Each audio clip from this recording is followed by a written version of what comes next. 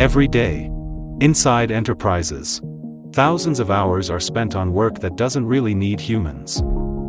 Switching between tools, copying data, sending updates, following up manually, again and again. And while this keeps happening, processes slow down, decisions get delayed, and efficiency quietly drops.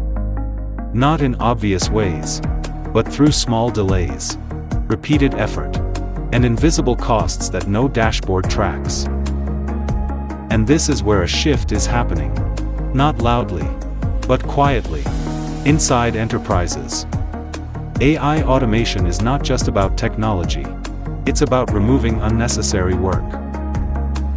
It connects systems, automates repetitive tasks, handles workflows, and reduces manual dependency.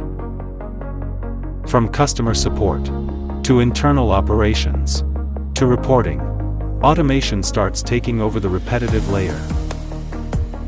And suddenly, teams move faster, decisions become clearer, and productivity improves. That's why enterprises are no longer asking, "Should we automate?" They're asking, "How fast can we do it?" Because in today's business world, speed is no longer an advantage. It's a requirement.